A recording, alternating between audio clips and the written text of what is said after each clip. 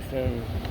Now we're over by the Parsha of Pinchos, and part of the Parsha of Pinchos is where the Benos Tzelaphchad, the daughters of Tzelaphchad, go to Moshe and Elazar ben Aaron HaKohen. They go to Moshe and Elazar, the son of Aaron HaKohen, and they ask him the question of that their father was put to death because he was Mekoshe Sheitzim. He was working on Shabbos. So they, as his daughters, he did not have any sons. So they want to know. He had daughters. So which is a great thing to have daughters. But anyway, he didn't have sons. So at the time, it was basically the son would inherit.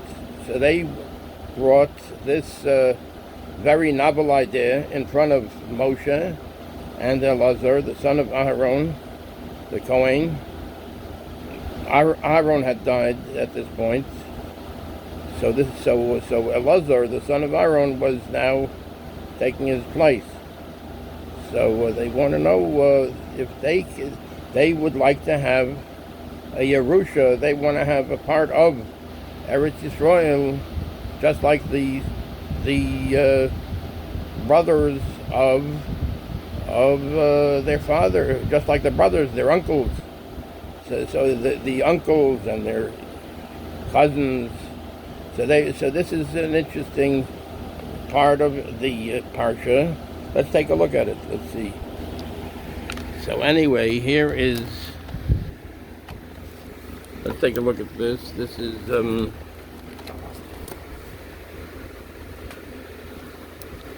Vatikravna Benos Tzelaphchad ben Chefer ben Gilad ben Mochir ben Menashe leMishpachos Menashe ben Yosef ve'ele Shemos benosov Machla Noah v'Chogla u'Milka v'Sirza. The daughters of Tzelaphchad, son of Chefer, the son of Gilad, son of Machir, son of Menashe, of the family of Menashe, son of Joseph, drew near, the son of Yosef. And these are the names of his daughters: Machla, Noah, Chogla, Milka, and Tirza. Vata'amotna lifnei Moshe v'lifnei Elazar HaKohen v'lifnei Hanesiim v'chol ha'eda Pesach Oel Moed Leimor. And they stood before Moses, before Elazar the Kohen, and before the leaders and the entire assembly at the entrance of the tent of meeting, saying, Avinu Meis, our father died,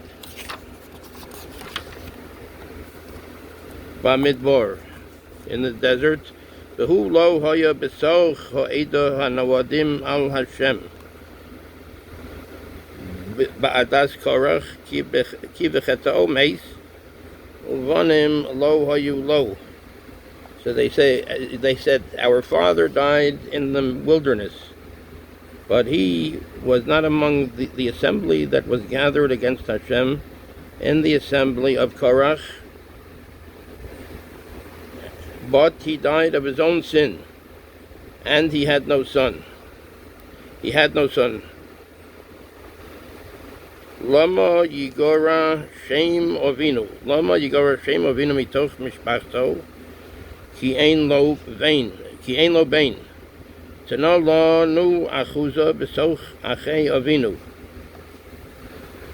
Why should the name of our father be omitted from among his family because he had no son? Give us a possession among our father's brothers.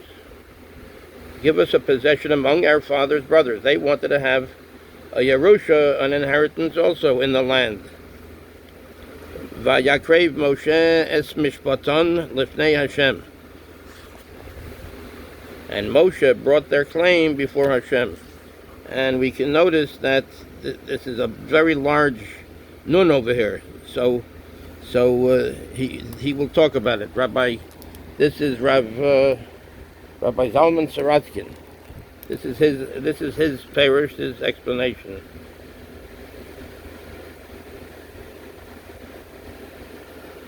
So anyway, Yakrev Moshe es mishpaton lifnei Hashem, and Moses brought their claim before Hashem. So this is talking about the large nun. The word mishpaton, their claim, is written with an enlarged final nun. Right over here. Final nun. The final nun is the nun at the end of the word. What is the significance of this? The Sifri tells us that Tzelaphchad's daughter said to one another, quote, "It is the way of mankind to be inclined to be more favorable to the males than to females in monetary matters. Let us bring our case before the Creator of the world, for His mercy extends to all His creations equally." The other party in this litigation were the women's uncles, whose portions of land would have to be reduced in order to accommodate them. Their side of the argument could just as well have been presented before a regular court, but Tzelaphchad's daughters felt they would not be treated fairly. That's why they came before Moshe and Elazar, the son of Aharon HaKohen, to bring this before Hashem. They wanted to take this right to Hashem because they felt that the laws as they were at the time were more favorable to males than to females in monetary matters. Okay, but Tzelaphchad's daughter felt they would not be treated fairly in front of a regular court. Thus, the letter Nun, which is the letter used to indicate the possessive pronoun there, in the feminine gender, mishpaton, their mishpat, here it is, mishpaton. It's saying that it's their claim. Thus, the letter Nun, which is the letter used to indicate the possessive pronoun, there, in the feminine gender, a mem is used for the masculine. If it would have been a man, it would have been mishpatam with a mem. Over here it's mishpaton. So therefore it stresses the nun. Thus the letter nun, which is the letter used to indicate the possessive pronoun there, in the feminine gender, is a mem is used for the masculine, is enlarged. So the nun is enlarged in this case, as if to emphasize that it was their side of the argument, but not the side of their uncles, that necessitated bringing the case before the heavenly court.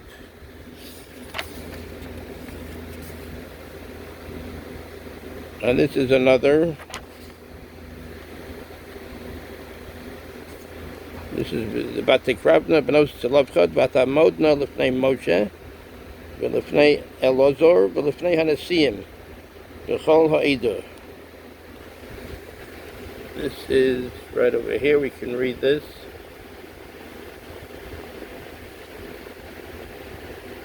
We can read this over here.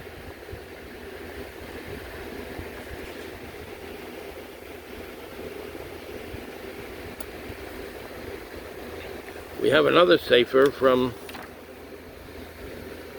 it's called Bastion of Faith.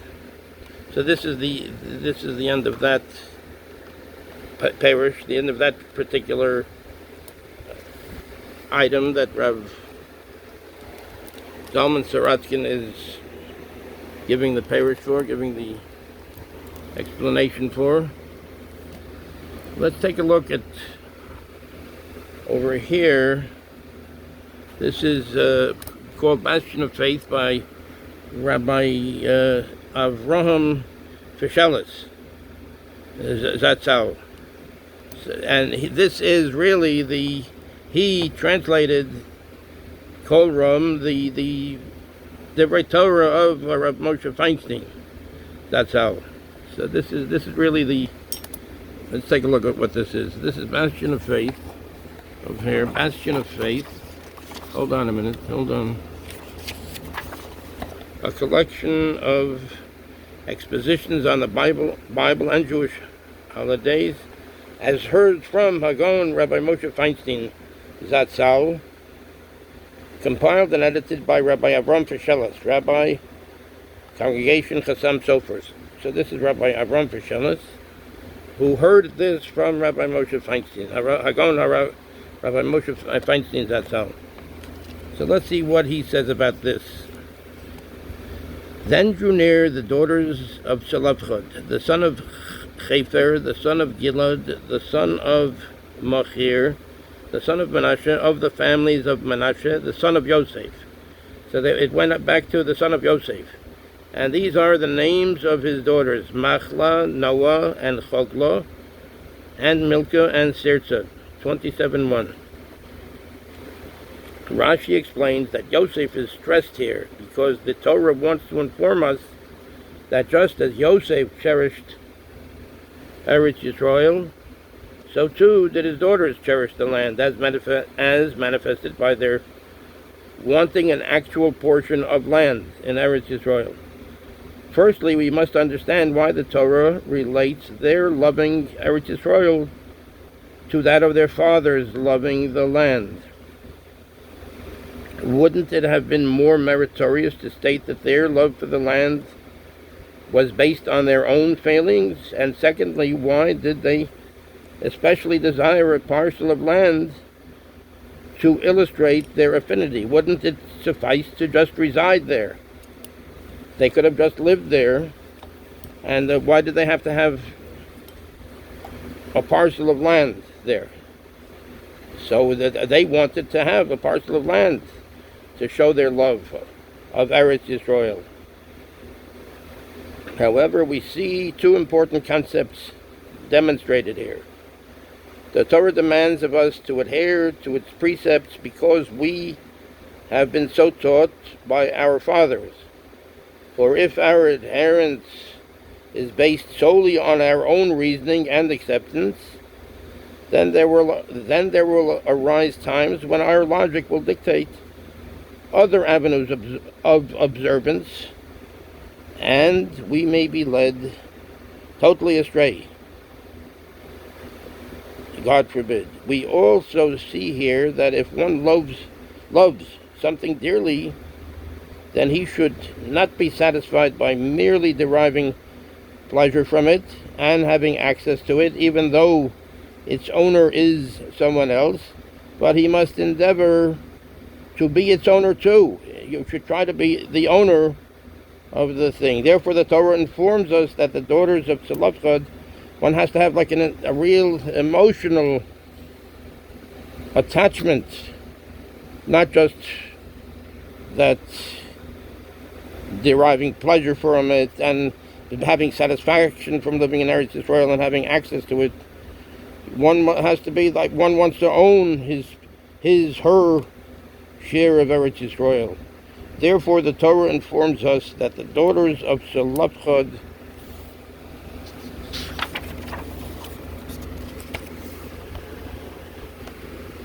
actually wanted to take possession of the land because of their extreme kinship to Eretz Yisroel. This may also be the reason why an individual is required to own his own Sefer Torah or as many Sfarim as possible, and should not be content with borrowing or using someone else's Sefer.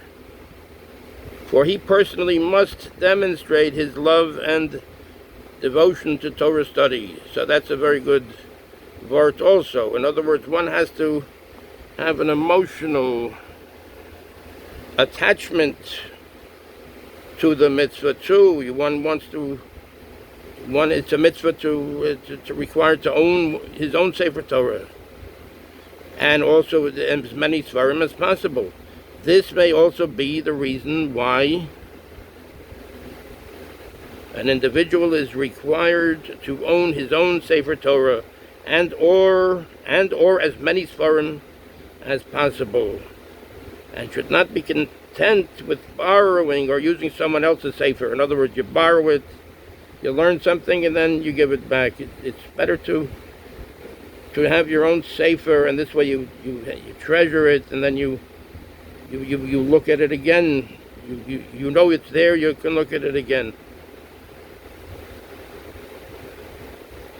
This may also be the reason why an individual is required to own his own Sefer Torah and or as many Svarim as possible, and should not be content with borrowing or using someone else's Sefer, for he personally must demonstrate his love and devotion to Torah study.